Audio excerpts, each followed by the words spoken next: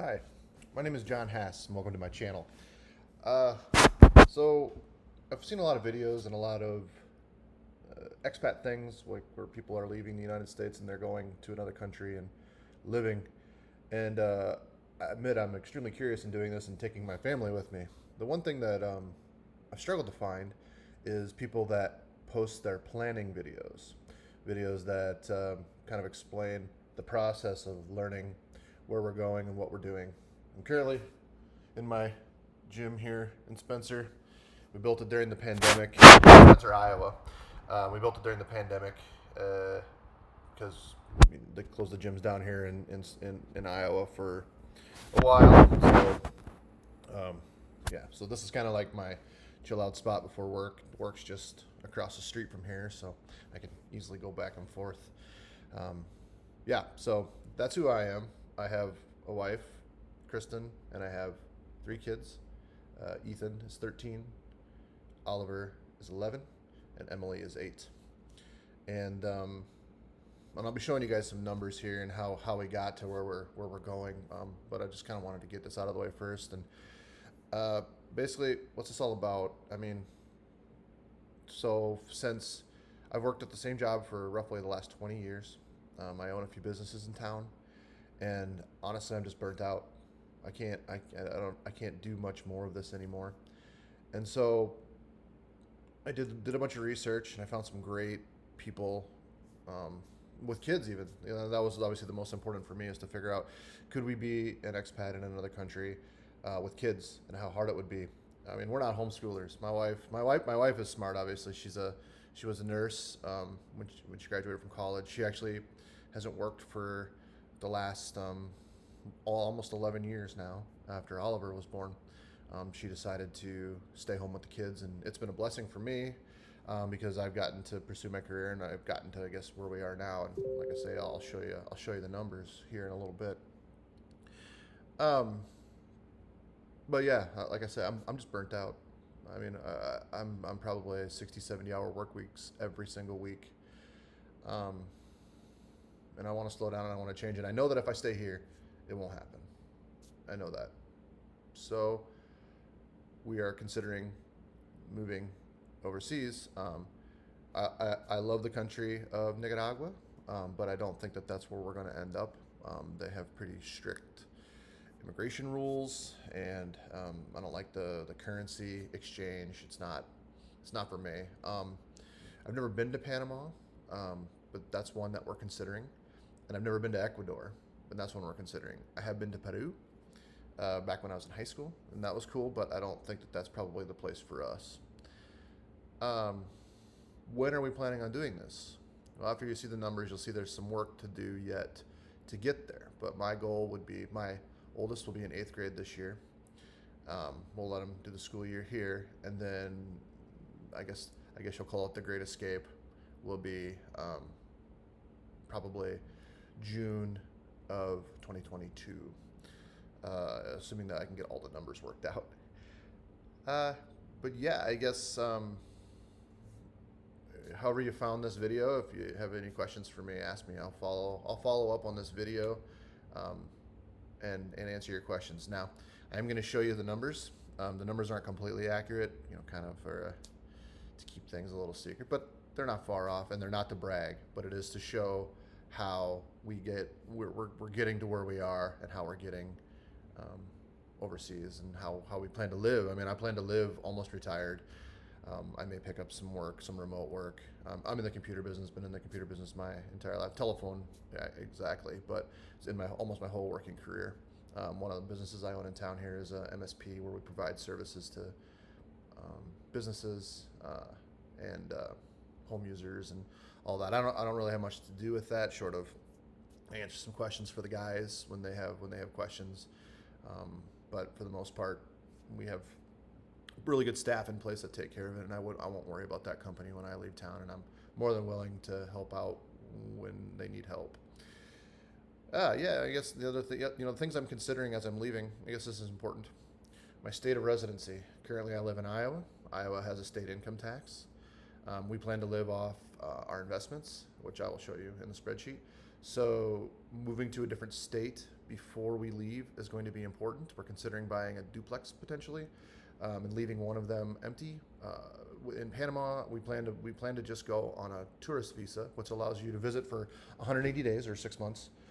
So every 6 months we have to come back, which is good because our family's around here. And my dad passed away when I was 20, 24, something like that. Maybe I was younger than that, 22. So and I'm 38, almost 39 now. My mom still lives around here, and her husband live around here, and then my wife's family lives in Spencer here, and her sister lives in Spencer, and my sister lives in Des Moines. So we're all kind of around here, but I think one of the reasons that attracts me to Panama or Ecuador is the cost of living is very low, and I think the quality of life could potentially be better, and get the kids out. Bilingual. I've been studying Spanish for 2 years, and I'm still not that good at it.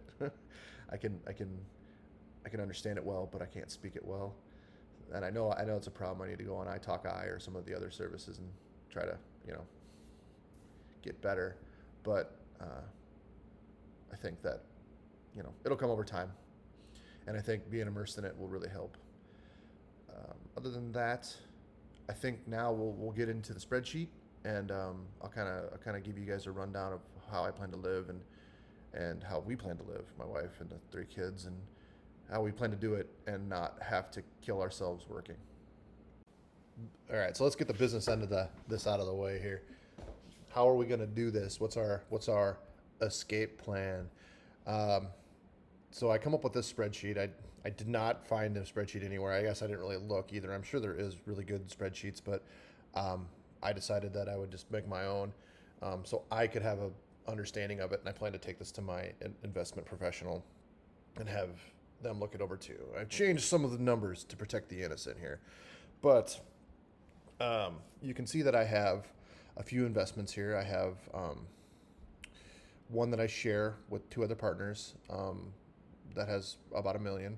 My current investments personally, it's about $300,000. I have a beach house that as estimate says that, and I share it with those same 3 people. Says it's roughly going to be about $300,000. House sale of my personal house, $600,000. Selling off other personal assets, so like cars. I mean, we're literally going to have nothing left except for a few mementos. As I mentioned before, my father passed away when I was around 24, somewhere around there. He passed away, and so I have a few mementos from him that we'll at least keep in storage around here. More on that later. So that leaves us a total initial investment income of $2.3 million, which will all be rolled into my local guy. After a couple of years, I have 5 years listed here, but I only really have it 3, not counting this year and the other property that we bought last year. So that's how I'm getting the 5 years, even though it only shows 3 here.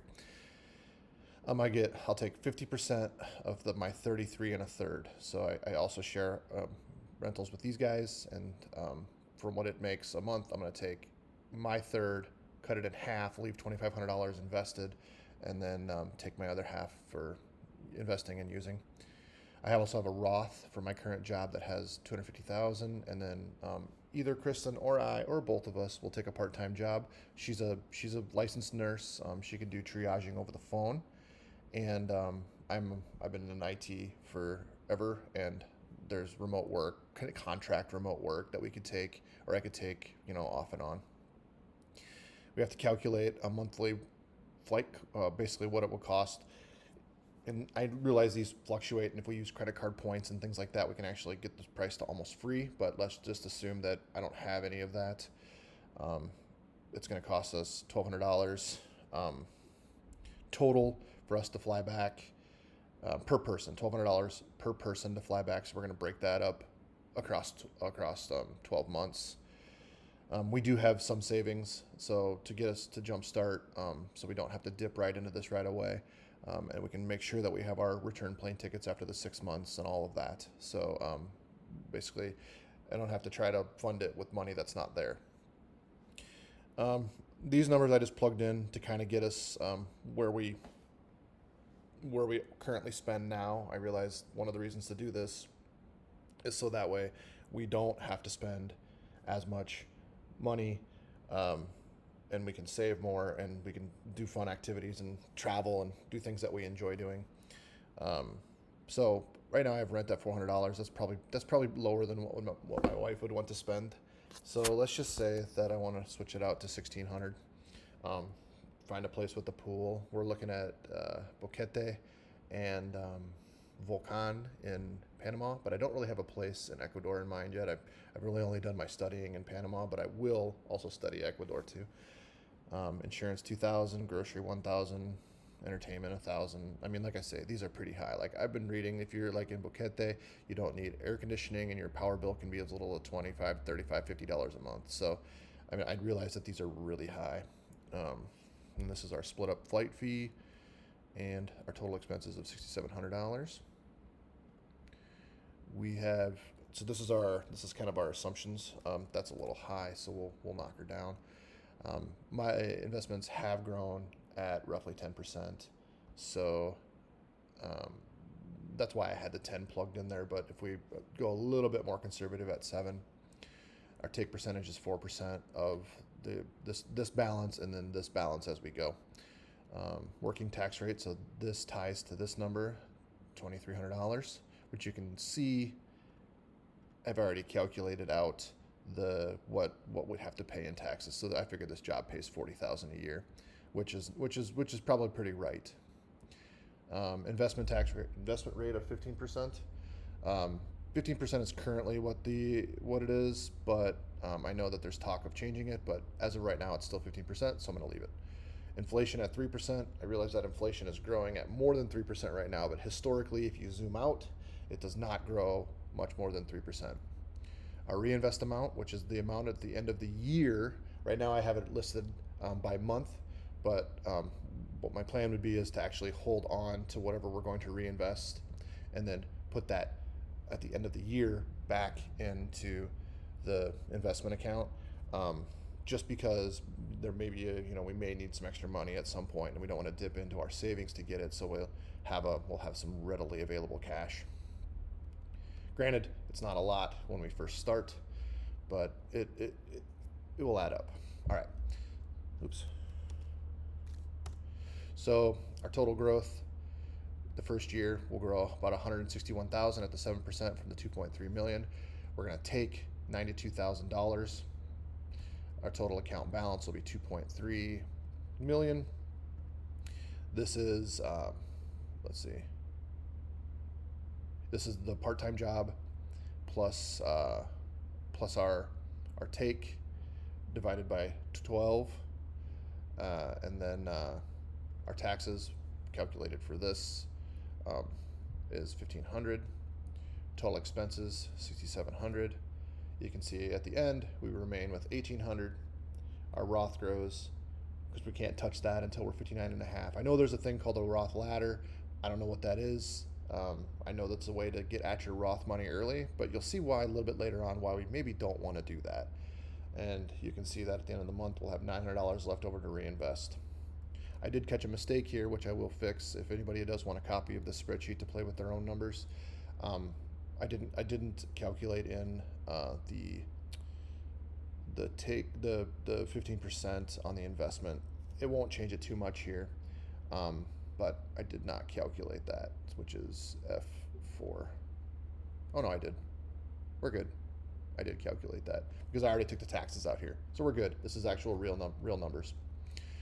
All right. So so you can see as inflation rears its ugly head, you can see that our monthly expenses, our total monthly expenses go up pretty dramatically. I mean, it's a pain. I mean, inflation's a pain. Luckily, our account and our take is outpacing inflation, which is great. Then you can see at 42, we start taking our rental income, and that obviously gives us a little bump in what remains at the end of the month. And our Roth is still doing good, and we're reinvesting 50% at the end of the year. So, I mean, obviously, we don't need a lot of the 2,500. It's just nice to have, and then it will eventually end up back into this. All right. And then, and you can see at 59 and a half, I never once touched the Roth. Now I have a balance of roughly $1 million in my Roth, and I have a balance of $4 million in uh, my regular investment account. So I've got $6 million of total investment, and you can see like the additional income is crazy now because I can add in the 4% from the Roth draw, and you can see that my end number is crazy now. So that's why it's important that to not touch the Roth and do the latter, and just either add money to the Roth or just leave it alone, and it'll get there. The reason, had I known then what I know now, I probably would have never. I mean, I would have only done the Roth to the match to get the free money, and then put the rest in an account that was accessible to me at any time. To do something like this, and probably could have retired earlier. But anyways, that kind of gives you a rundown of the spreadsheet, and I'm willing to share the spread. Oh, the other things I got here is when my kids turn 26, they can't be on my insurance anymore, and so you can see that month we we subtract $500 from the total expenses, and that helps us actually get more money coming in every month once the kids are over 26. And like I say, who knows where we are, and who knows how the laws will change. I mean, things could go different. um, Emily, that'd be the last one, and then 59 and a half, we do the draw, we're good.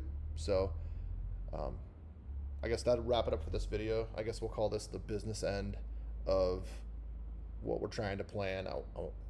My hope is to give more fun videos and kind of show where we live now and what's going on here, and then if we travel to down to Panama or Ecuador, I can give you videos of that. But I kind of wanted to get the business end out of the way so we can have fun, enjoyable videos, and that'll get the people's question out of the head. How did you do this? I did this by working 60 to 80 hours a week for the last almost 20 years. And obviously you can see I'm burnt out and I'm done, and I want to do something, and I want to reconnect with my family and my kids, and that's important to me. So anyways, until the next time, I'm going to try to make content quite a bit. Like I say, I'm going to take my kids' GoPro. They don't use it, so I can make some videos and have some fun. So, and hopefully you'll be able to meet all of them too. Have a good day.